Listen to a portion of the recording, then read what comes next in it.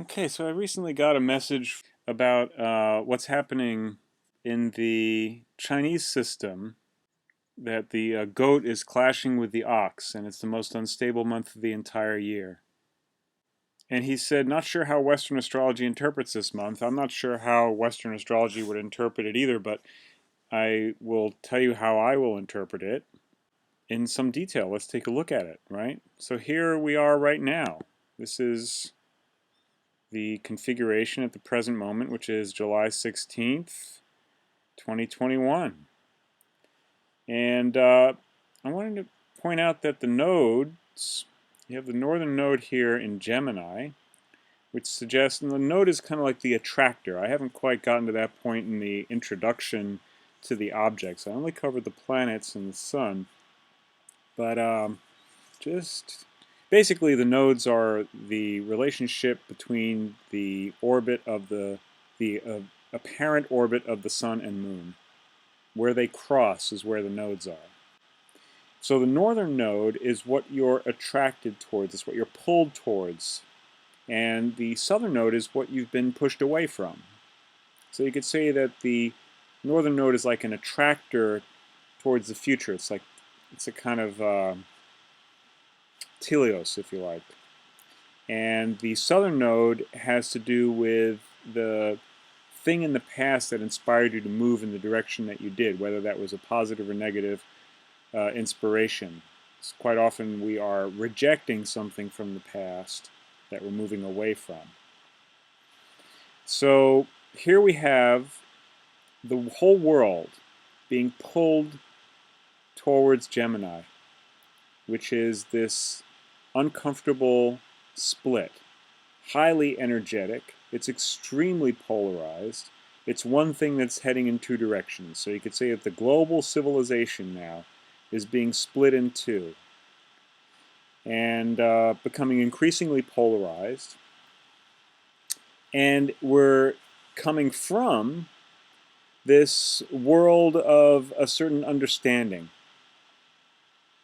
And that understanding has been rejected. So remember, Sagittarius is a sage, the one who has an understanding based on the perception of the others that they gained from having equilibrium because they had analyzed their surroundings and gotten into a certain order in order to maintain the self. And so it's this understanding now that we are pushed away from, and we're hurtling headstrong and headfirst into an uncomfortable divide. Now, if we take a look at the aspect relations, which we haven't discussed yet on this channel, and you'll note that I'm only taking a look at the objects that move slowly. So for instance, if we were just to take a look at this month, you can see here we are, July 10, 9, 8, 7, 6, 5, 4, 3, 2, 1. This is July 1st. And if we go 2, 3, 4, 5, 6, 7, 8, 9, 10, etc., 18, 19, 20. Here we go to the 31st. That's the month, and you see that these objects are mostly in similar signs. You will also note that the relationship between the objects is somewhat stable. So for instance, take a look right here at the trine between the northern node and Saturn. Right? It's consistent all the way through the month. What's that telling us? Well, let's take a moment to look at Saturn. Okay, go back to the present moment here. Saturn is retrograde, it's in Aquarius. What is that telling us? Well, Saturn is the thing which is beyond our experience. Right? And retrograde, of course, means that we're not seeing it clearly. So we have the context of Aquarius, which is this universalism, everything kind of dancing together, the globalism, you could say, right? Now here is the thing beyond our experience about globalism. Globalism was presented as this wonderful thing where everyone would come together and we would be a global world. Well, we're about to kind of get a sense of what some of that entails. It's the consequences of that global push. And of course, we have to acknowledge that this is a very long time coming, that human civilizations have been gathering together into larger and larger groups. What started as small hunter-gatherer tribes. They came together into larger cultures, and those cultures eventually came together into nations. And now these nations have aggregated into, I guess it was nation states perhaps, and now we have this push towards a kind of globalism. So yes, that's happening right now, and it's trined with the northern node down here in Gemini. So what does that mean? Well, these two things are in harmony with each other, you could say.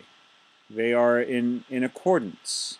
A trine relationship is one that's very harmonic. They work together well. Now, does that mean that it's good or beneficial? I mean, really, ultimately, none of this is good or bad. It's going to be experienced as good or bad, but it just is what it is. It's a configuration of the solar system. And so we're going through the bends, the various ins and outs of what happens in these configurations. So this, you might say, the revelation of what Aquarius means is always, revelation is something that's beyond experience, right? Something is being revealed. The veil is being removed. That's what veil. The reveal is where the veil is removed. And we see something more. It's retrograde. We're not clear about what it is that we're seeing yet. When does it stop being retrograde? Well, let's take a look. Continue through here towards the end of the month. It's going to be a while. We're in August now, and it's still retrograde. So it could be retrograde for a while. Saturn is well out there in the solar system, so it's got a long cycle around the sun. So we're now at the end of September. It's still retrograde. October. Yep, oh, there we go. So towards the end of October. On October, what is it, 10th? Yes. The 11th. The 11th of October, it will no longer be retrograde. It'll be interesting to see what happens on the 11th of October in 2021. At any rate, we could also take a look at some of the other things happening. And I think it's nice to take a look at the aspects in order to get a sense of what they are. So if we're going to look at the stable relationships, you might note that there are these two septiles, very strong septiles, between Neptune, Uranus, and the southern node. What's that telling us? Well, a septile has to do with something being severed, cut. It's a separation. So you can say that Neptune and what was the other one that I said? Uranus are separating from this southern node. So we're already kind of separating from the location of the southern node in the sense that that's what we're moving away from, right? And now here are more things separating from us from that. This spiritual impulse in Pisces, which is, I think, the home of the spiritual impulse, because Pisces is that last stage where one is able to relinquish the self so that something new can come into being, which is what Aries is about. So, it's very much like the hardcore spiritual times we are in them. Although it's retrograde, so we don't see that clearly, and that will be, well, let's see. Get a sense of, I'm going to say, let's just take a look at it by the week. That'll make it a little easier to identify. Don't have to be too precise here. But it's, yeah, somewhere around, no, the program's doing something a little weird, right? Oh, there we go. So somewhere in early December, right? Then it may be more clear what's being asked of us spiritually. I guess it would be good if I found that exact date. Shall I? Okay, I'll zoom in on it, and we'll take a look and see. What is that exact date? Okay, it is November. It is December 1st. December 1st, 2021. We may have a far clearer sense of what the spiritual path is all about. I don't think it's still in a septile relationship at that point. Oh, it is. It is still in a septile relationship with the node, southern node. And so it will still continue to have an effect of separating us even further from this historical understanding of things. Right? And let's take a look at Uranus, again within the context of the present moment here. We've got in Taurus, and so you might say that the gift of the time has something to do with stability. And that stability, actually, this gift is also taking us away from that, you might say, historical understanding of things. Now, of course, this type of thing is very necessary anytime there's a major shift, because when things change radically, the historical way of going about doing things ain't going to work. So if you want to find a way of getting stable with things, well, you can't rely on the old way of doing things. That's why things keep changing, right? Because people are continually having to find new ways of doing things. So there you have it. What else? I mean, there's much else that could be said. I think it's somewhat interesting to note.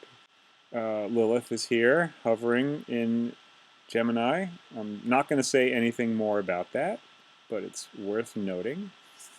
What's the story here with Chiron? Chiron is the wound which through the process of healing becomes a strength. And so the thing that has hurt us is our spontaneity. And the thing which will become our strength is that spontaneity. Does that ring any bells for anyone? It's retrograde right now, so we're not going to see it clearly until it's not retrograde anymore. But it seems pretty clear right now that people are getting hurt through their spontaneous acts.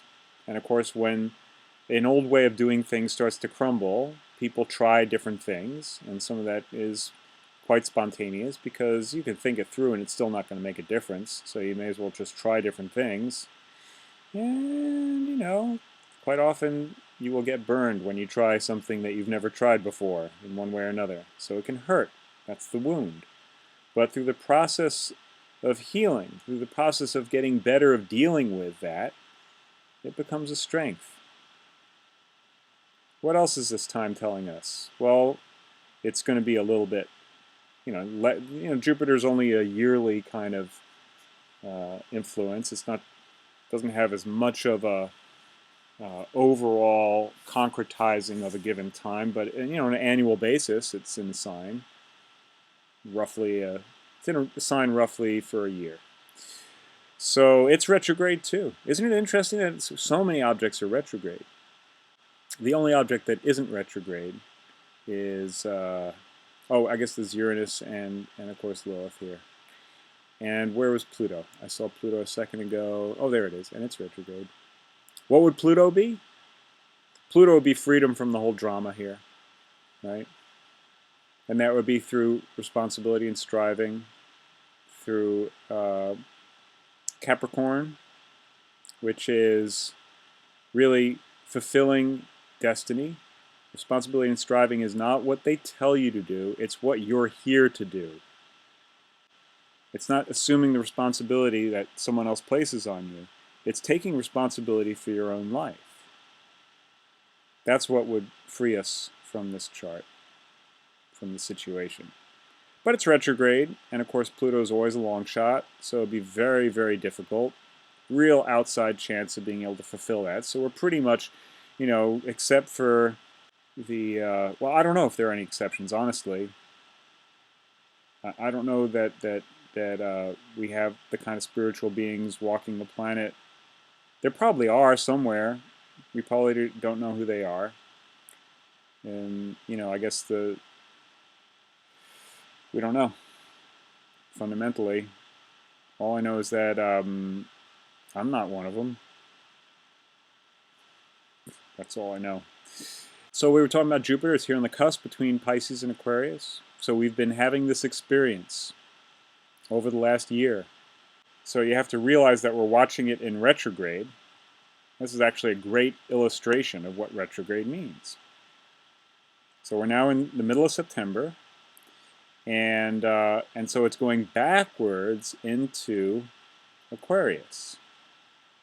But as soon as it's no longer retrograde, it's going to start moving towards Pisces. And that's why retrograde is always a confusing time. When something is retrograde, it appears to be moving in the direction opposite to the actual direction that it's going, due to the fact that we're on another object orbiting a single star. That's the way these things work. And so our experience, in essence, so here we are in January of 2022, has been going through this Aquarian zone for the last year, if you like. Like, for instance, if we go back to 2021, here we are, January 20. So you can see we're sort of at the beginning of Aquarius there. Right? And now it's moving into Pisces. And so that's another way in which the spiritual aspect of things is going to become front and center within everyone's experience. And that has to do with self-sacrifice. There's going to be a lot of sacrifice. What else? It's interesting that Eros is here in Sagittarius. It's also retrograde. Eros, of course, it represents a cherished image. And so there's a kind of romantic notion about this thing that we're leaving behind. But it's retrograde. We're still unable to see it clearly. I think that this describes a lot of what's happening in the intellectual space. A lot of people are trying to find their way back to what the core ideas were within the West, for instance. What were the noble, ancient ideas that our civilization rested itself upon? So everyone is sort of trying to find the foundation for this thing which is crumbling.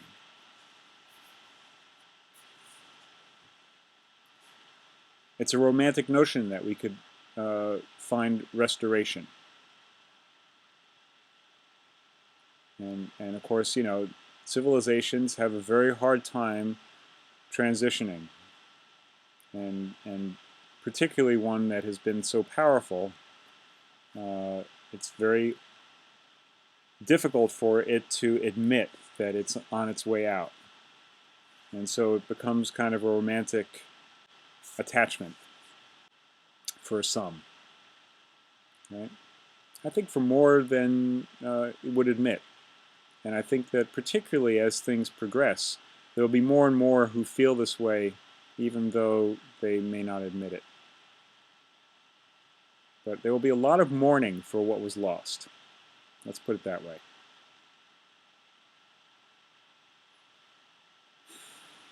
I think that pretty well covers it. I don't need to go into all of this.